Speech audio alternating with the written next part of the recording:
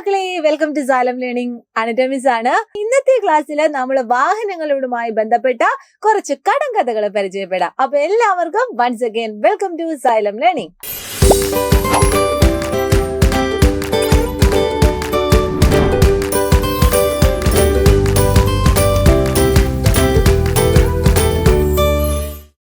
അപ്പൊ നമുക്ക് ഒന്നാമത്തെ കടങ്കഥ പരിചയപ്പെടാം.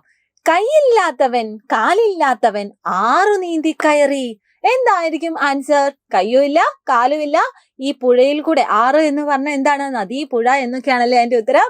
അപ്പൊ ആൻസർ എന്തായിരിക്കും? ജങ്കാർ അല്ലെങ്കിൽ വള്ളം.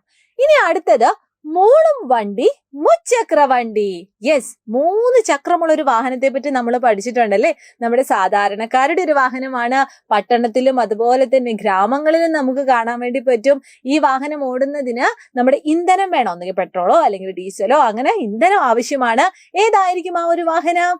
യെസ്, വേറെ ഒന്നുമല്ലടാ, നമ്മുടെ സ്വന്തം ഓട്ടോറിക്ഷ. ഇനി അടുത്തത് ഇതാണേ.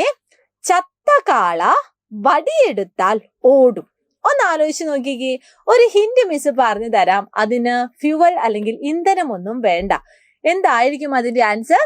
ചത്ത കാള വടിയെടുത്താൽ ഓടും. ആൻസർ എന്താണെടാ? തോണിയാണ് കേട്ടോ. ഇനി മുകളിൽ കൂടെ പറക്കുന്ന ഒരു വാഹനവുമായി ബന്ധപ്പെട്ട ഒരു കടങ്കഥ പരിചയപ്പെടാം. ചീറും വണ്ടി ചിറകുള്ള വണ്ടി. എന്തായിരിക്കും? ഈ മുകളിൽ കൂടെ ആകാശത്തൂടെ പറക്കുന്നു എന്ന് പറയുമ്പോഴേക്കും മക്കൾക്ക് ആൻസർ കിട്ടി കാണൂല്ലേ? ചീറും വണ്ടി ചിറകുള്ള വണ്ടി. ആൻസർ എന്താണെടാ? നമ്മുടെ സ്വന്തം വിമാനം. ഇനി അടുത്തതൊരു ചോദ്യം കൂടി ഉണ്ട്. ഒറ്റക്കണ്ണൻ കുതിച്ചു പായുന്നു. ഒന്ന് ആലോചിച്ച് നോക്കിക്കേ. ഒറ്റക്കണ്ണൻ കുതിച്ചു പായുന്നു. ആൻസർ വളരെ സിമ്പിൾ ആണ്. വളരെയധികം ആൾക്കാരെ ഒരു പ്രദേശത്ത് നിന്നും മറ്റൊരു പ്രദേശത്തേക്ക് കൊണ്ടുപോകാൻ വേണ്ടി നമ്മൾ പൊതുഗതാഗതത്തിനായിട്ട് ഉപയോഗിക്കുന്ന നമ്മുടെ സ്വന്തം തീവണ്ടിയാണ്. ഇനി ഏറ്റവും സിമ്പിൾ ആയിട്ടുള്ള നമ്മുടെ കുട്ടികളുടെ തോഴനായിട്ടുള്ള ഒരു വാഹനവുമായി ബന്ധപ്പെട്ട കടങ്കഥ പഠിക്കാം. ചവിട്ടുന്നോനെ തന്നെ ഏറ്റി നടക്കും. എന്തായിരിക്കും? ചവിട്ടുന്നോനെ തന്നെ ഏറ്റി നടക്കും. നമ്മുടെ വീട്ടിലൊക്കെയുള്ള വാഹനമാണ്. ചിലപ്പോൾ നമ്മുടെ ചേട്ടനും ചേച്ചിയും ഒക്കെ എപ്പോഴും ഉപയോഗിക്കുന്ന വാഹനമാണ്. ഏതായിരിക്കും അതിന്റെ ആൻസർ? 2 ചക്രമുള്ള നമ്മുടെ സ്വന്തം സൈക്കിളാണ്. അപ്പൊ മക്കളെ, വാഹനവുമായി ബന്ധപ്പെട്ട് കുറേ കടങ്കഥകൾ നമ്മൾ പഠിച്ചിട്ടുണ്ടല്ലേ.